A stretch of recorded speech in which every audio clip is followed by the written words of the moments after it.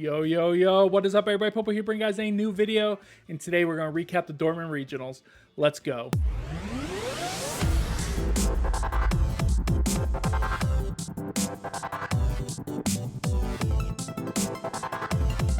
Welcome, everybody, and today we're going to be recapping the Dortmund Regionals. Sorry that this video is coming out kind of late. My mic actually died the other day when I went to go record the video. The whole video I recorded, and there was no sound to it. Tried to fix it. I couldn't get to fix, so I think it just died. It was old. It was like 8-year-old Blue Yeti. The cord was slightly bent, so maybe it was a power surge issue. I have no idea. I tried different cord. I tried uninstalling software and everything like that. Just couldn't get it to work. So, yeah. So I got a new mic, and it sounds a lot better. So I'm actually kind of happy.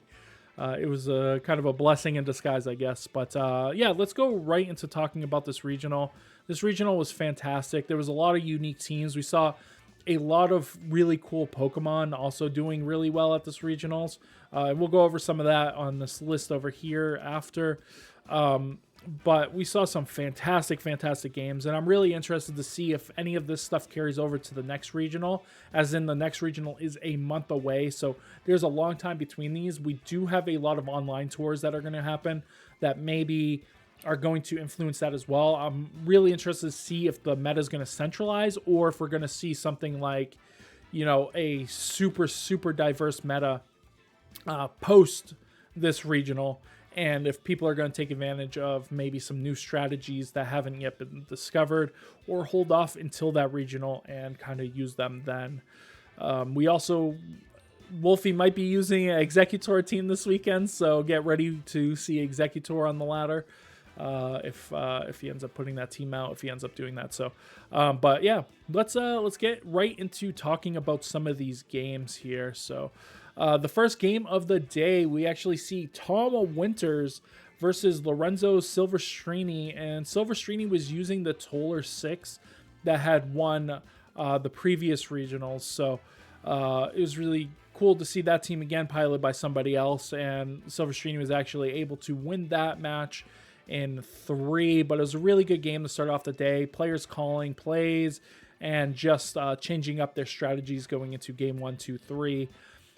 So it was just a really cool game to see at the beginning, get everybody hyped up. It wasn't like a 2-0 blowout like it was at the last regionals, where it was 2-0 blowouts until like the last game or whatever. So it was really good game to set precedents for. Now the second game is actually that I'm going to talk about is actually the last game that happened on day 1. This was in round 9, and this was Ben Kiriakou, who is a caster. You guys will see him on those European streams a lot. And I apologize if I say your name incorrectly.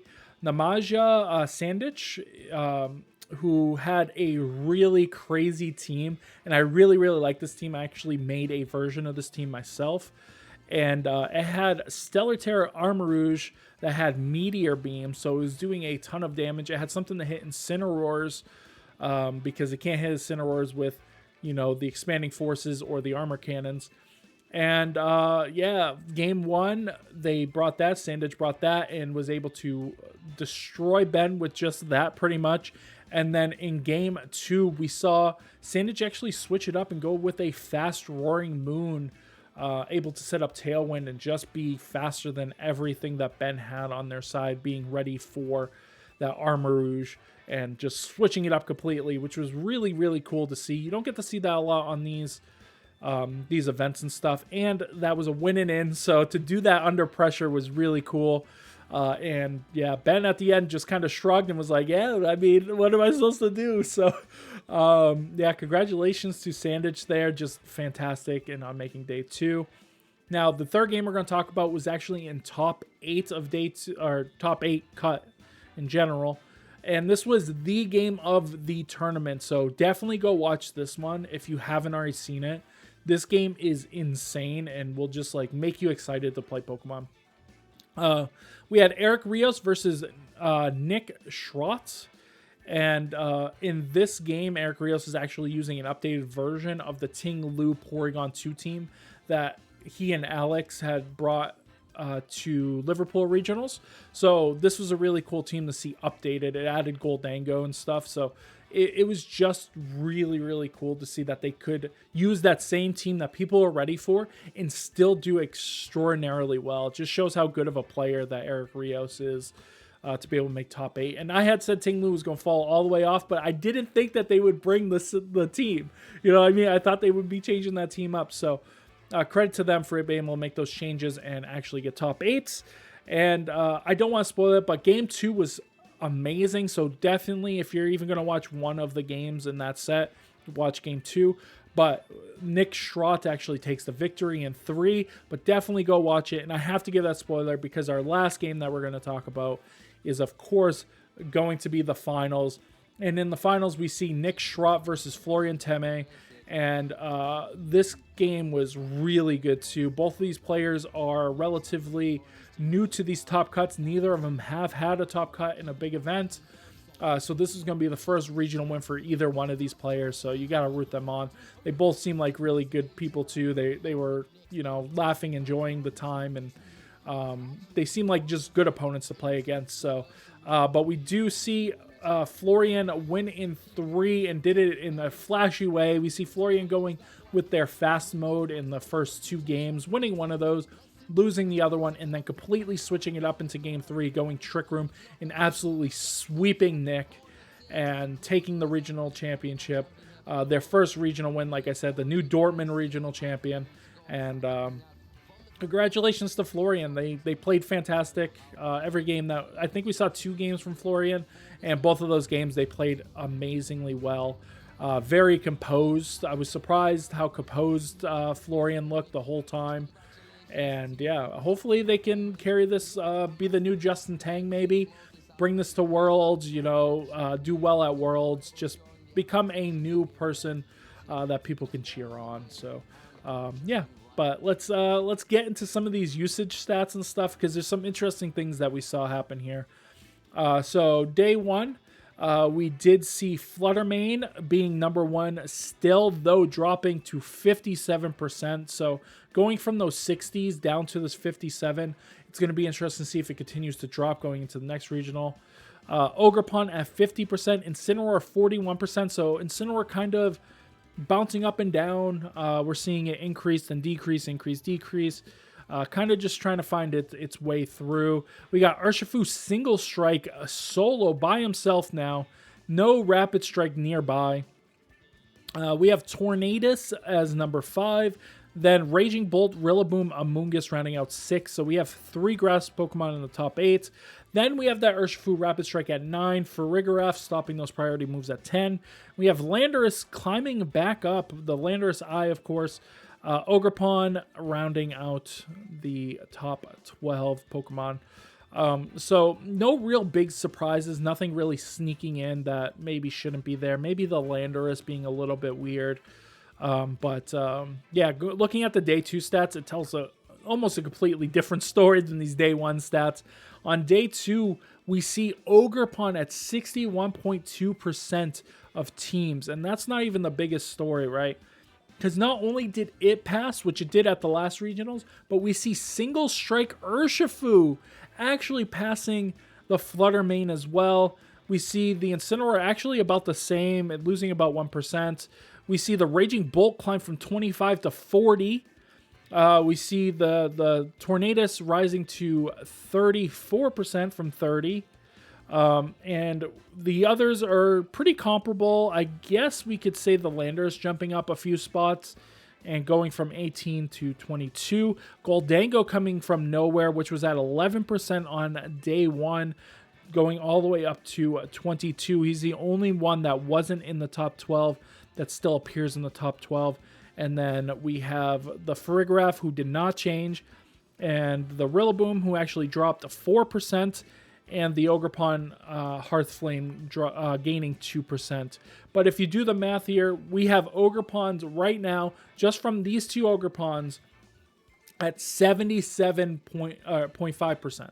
So 77.5% of the time, you're going to be facing one of these 2 Ogrepons, which is crazy. Crazy.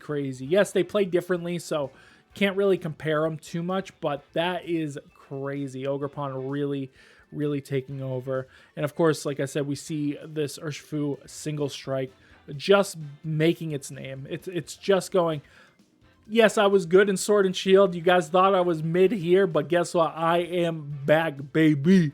And the water one just dropping off. Of course, the Ogerpon Wellspring has a lot to do with that, seeing as how it can just redirect those surging strikes. And you can just take it out with Flutter Mane or whatever you need to do. So, yeah, it makes sense that it's dropping. It's crazy how far it is dropping. It's not even on the day 2 stat-wise. So, let's get into this, though. We see 50% winnings from both the Flare Mane and Ogerpon. It's to be expected for some of these higher Pokemon. You know, we see the Incineroar, we see the Tornadus, because a lot of the lower rated teams are also going to use these Pokemon because they see other people using these Pokemon. It happens. The same thing happens in, you know, card games and stuff. Oh, this is the meta deck. A lot of people don't realize that sometimes these meta decks are harder to run than if you just brought a deck you were comfortable with. So the same goes with Pokemon. These Pokemon aren't easy to run because people know how to counter them. So you got to make sure that your team composition, your builds, your EV spreads, everything like that are good, or else you're not going to be able to succeed with them. So we see a lot of that, and that's why you see a lot of the top Pokemon have 50% win percentages. But there's one outlier here, and that's this Urshifu single strike at 53% win percentage. That is crazy for a Pokemon that's this high up. And we see the Raging Bolt at 52% as well. I think a majority of the people now are using that as Assault Vest. Yes, 73% of the people are using that as Assault Vest. Thunderclap, we have 66% using that Snarl now. And we have Draco Meteor as number 3 and Thunderbolt as the other one. So we're just seeing that Assault Vest just really take over. And it's really interesting on that. We have Rillaboom dropping percentage by 47. So this thing is subpar at the moment, though it still has pretty good usage. Like I said, it did drop 4% going into day 2. Amoonguss 51%, so that's pretty decent for a Pokemon that's at this position, so not too bad. Amoonguss might see some growth because of it. We see Urshifu Rapid Strike go down to 46.4%. That is terrible. That's like the definition of terrible. Farigiraf around that 50%. This thing is dropping little by little. I think soon it'll kind of go away, and then we'll see a resurgence again. Landorus Eye 51% is not bad. Ogerpon Hearthflame actually increased in usage going into day 2, but only 49%, so there were some people doing bad with it. King Gambit just 320 games, 320 wins, 320 losses. I mean, just 50-50 clear. Chen Pao dropping way down, 47% usage or win percentage. We see the Indeedee female here, 14th place, so increasing from that 30th place from the last regional, but still not putting up the results it had early formats. Gold Dango, 52%, despite going from 11% to 22%. That means it probably didn't do too well in day 2, but getting a 5th place finish is really good. We had the Gouging Fire, less than 50% win percentage, though this thing keeps putting up results. We see it coming in 2nd. Blood Moon Ursaluna also slightly under 50%, but winning the whole thing. So that means people are trying these Pokemon, but it's not working out for everybody. Torkoal continued to have a really good win percentage, though not being used on a lot of teams. We got 14th here, the same finish as Indeedee. So we'll take a look at that team in a minute. We got Chi-Yu 55 win percentage, so this is like the second highest of the higher usage Pokemon. You might be able to peek at the other one down there, but 55%. This thing is probably going to go way up in usage. It's really good with the Glamora as well. We see it get 6th place. Glamora also sneaking into the top with 52 win percentage. I thought this thing would go way up. It gained about 4 more users than it did at the last regionals. 8th place, which is really good. But here's the big one. Iron Hands. 57% win percentage. This is the highest win percentage for any Pokemon that has a few usages, like over 15 or whatever. This is the highest win percentage. We have 16th place finish for it, so maybe Iron Hands is a Pokemon people should be looking a little bit more at. We see Archaludon here, only 6% usage and still under 50%. 32nd finish is not too bad, but This thing has not got rid of those mid allegations and continues to be at it. Entei getting 2 top cut finishes, actually 51% usage. We've seen Entei drop quite a bit. It was a top 6 Pokemon at one point, and now it's not even close. But a 4th place finish is really good, and I think he got 8th as well. 51 is pretty good. Iron Crown doing terribly at this event, 46%, 38 is not great. Hisuian Arcanine, 50%, not too bad. 26th place, not the greatest finish. It's had a couple of good finishes at the last couple of regionals, but this time around, it was not to be. We see the Porygon 2, 55.52% win. Got 2nd place, of course. It got a couple of top 8 finishes because Eric Rios was also using it. So Porygon 2 is real, and he is here. I said Porygon 2 would be the #1 Trick Room user. I guess I was a little bit wrong, but good enough. It was good. It was in the finals. Dragonite getting back up to 50%. We saw this thing at like 45% win percentage at the last regional. So just increasing just that slight bit could be helpful for it. We'll see if it resurges a little bit more. Roaring Moon, I think, is going to increase in usage. This thing is really good. I think it's being slept on a little bit. Finished 11th place, so that's not a bad finish for only 29 usage. 51%, so a lot of people did really bad with it. Hatterene finishing 68th, kind of just showing where the meta is right now for these size spam teams. 52% win percentage for Gallade, not being used on just size spam teams, it looks like, because we got 42nd finish, which isn't great. Cresselia 52. We might see Cresselia starting to go up again. We have Tinglu 51%. So some people were trying to use that Tinglu team unsuccessfully, but we also had the successful people using it. 7th place finish for that. We had Ursaluna 52. This is regular Ursaluna 52. So doing better than the other Ursaluna. 14th finish is not bad either. And so on and so forth. Though I did want to talk about this. I almost forgot about this. Whimsicott continues to be bad. 45%. 86th finish. This is a Pokemon I think that will get much better, as I said before, in the restricted formats. We have Primarina at 39. Sub 40. Primarina really not showing up. 148th. We're seeing Leftovers, Throat Spray, Rocky Helmet, Hyper Voice Protect, Moonblast. We're seeing Calm Minds. Like, this thing is just not it. It's just not doing what it needs to do. We see Ogerpon here, 56% win percentage for Ogerpon Quarterstone. I could see this being usage increasing, but we'll have to wait and see on that. Dondozo, 50%, 61st place. Not too bad, but it's also not great, right? So yeah, so that's kind of the usage stats. They were a lot of interesting stuff. So let's talk about the teams. All right, so here are the winning teams. We see the Farigiraf taking that 1st place again, winning another regional. This Pokemon is on a tear at the moment. We see that the Fluttermane is continuing to win regionals, win events, just do whatever it has to do. Urshifu single strike. We got the Blood Moon Ursaluna. We got Incin, and we got for Ogerpon. I almost said Farigiraf again. We see that the 4 top Pokemon are actually on this team. So maybe that's going to start being the core. Double Dark is a really interesting core. I think that it... I don't know. It's very strange. I'm using a team right now that has Double Dark too, and it's like, it just feels good. I don't know what it is with Double Dark, but it might be the answer. So this team has a fast mode with, you can go with the Urshifu plus the Fluttermane and the Ogerpon that have the fast mode, and you can have like Incineroar as a pivot. So it has that, and it also has the Trick Room mode where you go Farigiraf, you can go Incin and the Blood Moon with, one of the fast Pokemon in the back. Usually, if you're going to go with that, it's going to be either Fluttermane or Urshifu sitting back there. Next, we have Scott's team, and Scott is using that Howl strat, but also has the Porygon and the Fluttermane on the team, who obviously don't get any boost from that.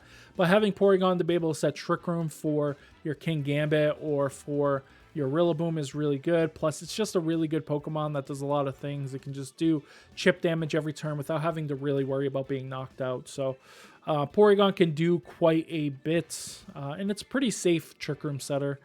Because Taunt is not super common at the moment. You might think that it is because for some reason everybody on ladder right now is running Taunt Flutter Mane, and it's really annoying.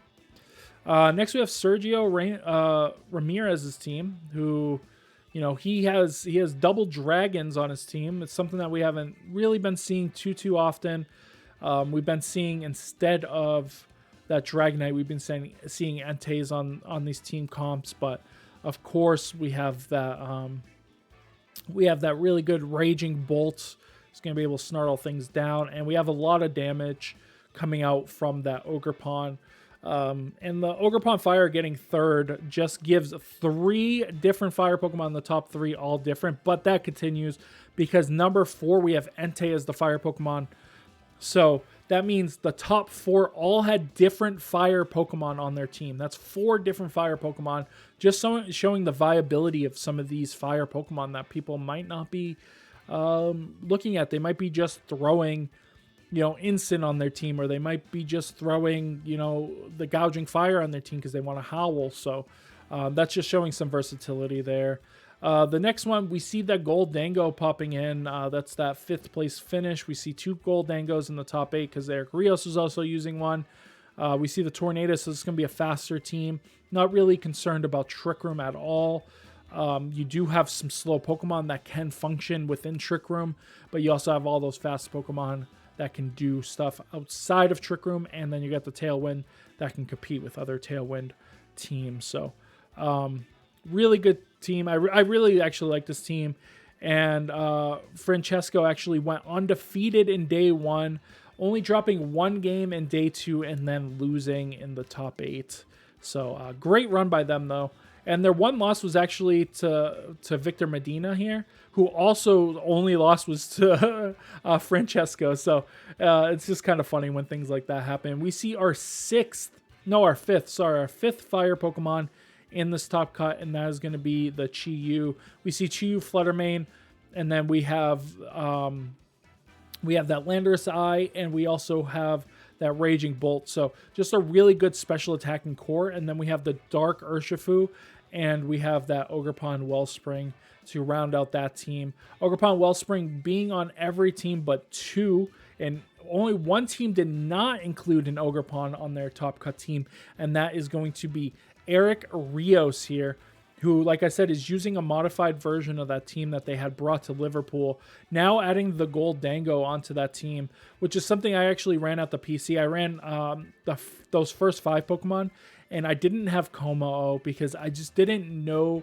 how to really run it, because they didn't use it on stream. So I was just like, I wasn't comfortable using it, and I made this team a day before the PC, so I did not want to bring that. Instead, I brought Ogerpon Wellspring, which didn't really do anything, and neither did the Goldango do anything for me. I really only brought those 4. So yeah, it just didn't work out the way I'd hoped. And next we have the returning Fevzi. We haven't seen Fevzi in a long time. I used to watch his stream all the time, but he's got that Glamora. He also has Tailwind, so he's going to go really fast. His team is just relatively fast. I feel like this team's a little weak to some of the Trick Room stuff that's going around right now. Like, it has nothing that really resists Blood Moon, which could be a struggle. But did really well to get 8th. So who am I, right? Who am I? I am a nobody. We see Christian also using the Porygon 2 plus that Goldango, and having that Amoonguss, which I think is a really good core, those 3 Pokemon, and then you add the Incineroar just for some more bulk is always good.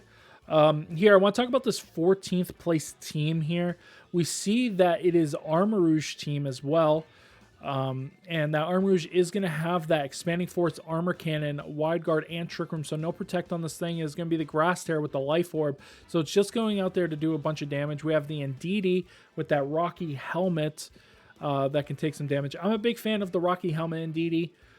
Depending on what you want your team to do, I feel like it's the best one. We have the Torkoal, who's just going to do a ton of damage, but we also have the Clear Smog. There are a lot of things trying to set up, especially with the Howl going around. We have Fluttermane with Choice Specs, but Choice Specs with Trick Room. So you can set up that Trick Room if they think you're going to go fast mode. You have the Regidrago. This is probably a slower Regidrago. Has all Dragon moves, Earth Power. I'm more of a fan of the Terra Steel, but this makes sense too. And we have Ursaluna, who's actually normal instead of Ghost, who's going to hit with that Facade and Headlong Rush and Earthquake. So I really do like this team. I think it's an interesting team. So, but you could see had a really bad end to the tournament. Started off really well, actually. I forgot that you could check these. But yeah, just losing the last 3, lost to the winner of the tournament, and just kind of fell apart after that.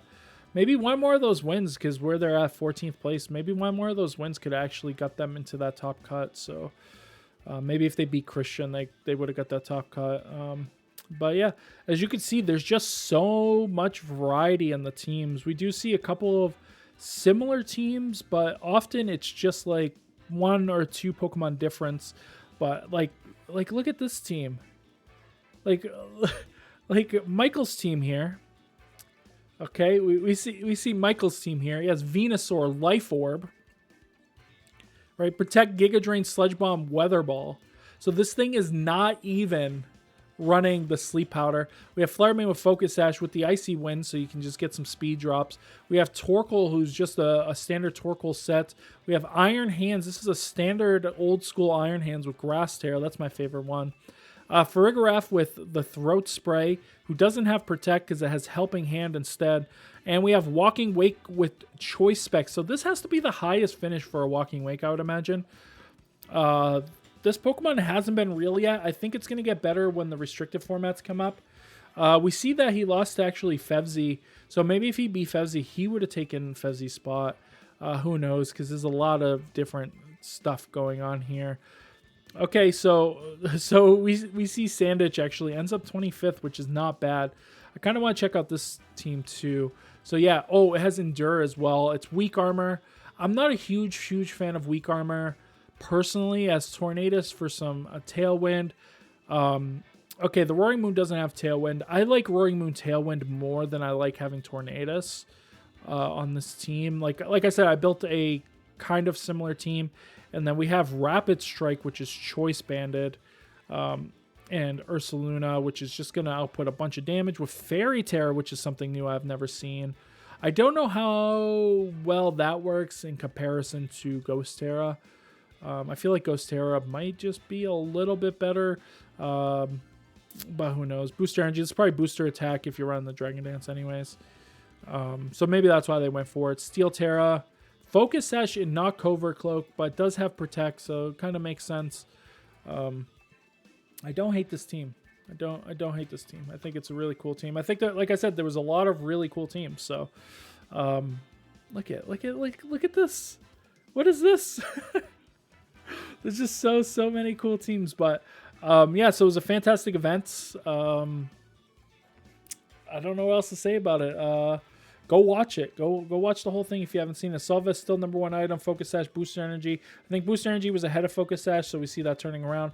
This Wellspring Mask is going to continue to rise, of course. Rocky Helmet on 40% of teams is pretty good.